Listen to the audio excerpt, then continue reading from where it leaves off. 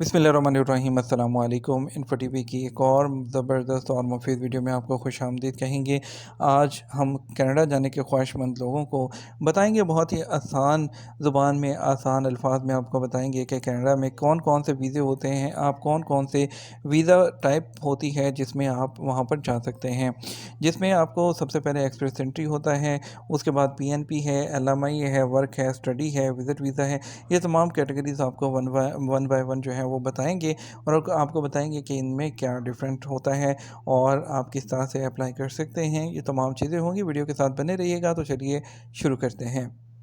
सबसे पहले बात कर लेते हैं कनाडा की। तो कनाडा के लिए सबसे पहले ये सिस्टम जो होता है वो एक्सप्रेस एंट्री सिस्टम है। अब एक्सप्रेस एंट्री सिस्टम की अगर बात करें कि एक्सप्रेस एंट्री सिस्टम क्या होता है, ये एक एप्लीकेशन प्रोसेस है जो कि स्किल्ड वर्कर्स होते हैं पूरी दुनिया से, जितने भी और जो पढ़े लिखे लोग हैं, जो स्किल्ड हैं जिनके पास, वो लोग अपने एक्सपीरियंस, अपनी लैंग्वेज, एजुकेशन और बहुत सी चीज़ें मिलाकर एक पॉइंट सिस्टम होता है हर साल का, जिसके ज़रिए वहाँ पर एक्सप्रेस एंट्री में अपनी प्रोफाइल बनाते हैं। और आपका अगर जो जितने लोग उनको चाहिए होते हैं उसके अंदर अगर आपके स्कोर बनते हैं, जैसे कि सपोज़ स्कोर 350 है, आपका स्कोर जो है वो 350 टू 400 के बीच में जो ऊपर के लोग आ रहे हैं उसमें आ जाएगा, तो आपको वहाँ पर उनकी तरफ से जो है रेजिडेंस के लिए वर्क परमिट की ऑप्शन जो है मिल जाती है। एक्सप्रेस एंट्री के थ्रू आप जो है वहाँ पर जा सकते हैं, आपको पीआर मिल सकती है। इसमें रैंकिंग सिस्टम होता है, कॉम्प्रिहेंसिव रैंकिंग सिस्टम जिसको सीआरएस कहते हैं, वो यूज़ किया जाता है। यानी कि इसमें आपने एक्सप्रेस एंट्री की इनकी प्रोफाइल क्रिएट करनी होती है, तमाम डाटा अपलोड करना होता है और उसके बाद आपने इसको वेट करना होता है। ये इसको एक्सप्रेस एंट्री सिस्टम कहते हैं। ठीक है, दूसरा होता है पीएनपी। अब पीएनपी की बात कर लेते हैं, जो कि प्रोविंशियल नॉमिनेशन प्रोग्राम होता है।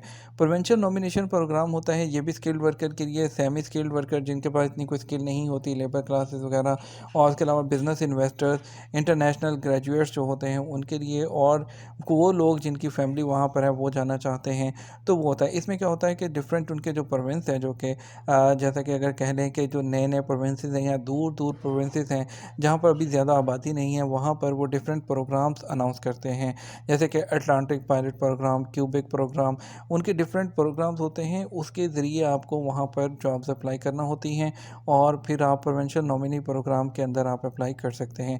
इसमें बहुत से प्रोग्राम हैं, जैसे कि Alberta immigration nomination program, Saskatchewan ये भी उनका सूबा है, मैनिटोबा प्रोविंशियल नॉमिनी प्रोग्राम, उसके अलावा Ontario immigrant nominee program, Newfoundland, और उसके बाद Nova Scotia nominee program, Prince Edward Island provincial nominee program, New Brunswick ये भी सूबा है। ये तमाम आप यहाँ पर तमाम में अप्लाई कर सकते हैं। ये उनके पायलट प्रोग्राम है। यहाँ पे आपने क्या करना होता है, इनमें तमाम प्रोविंसेस में आपको जॉब ऑफ़र चाहिए होती है, इनके जो रेलिवेंट कंसर्न जो इनके एम्प्लॉयज़ होते हैं वहाँ अप्लाई करना होता है। अगर आपको जॉब ऑफ़र मिल जाती है तो आप इन पायलट प्रोग्राम्स के अंदर अप्लाई करते हुए वहाँ पर मूव कर सकते हैं। एलएमआईए की बात कर लेते हैं। एलएमआईए कोई लमिया बोलता है, कोई लिमिया बोलता है, डिफरेंट।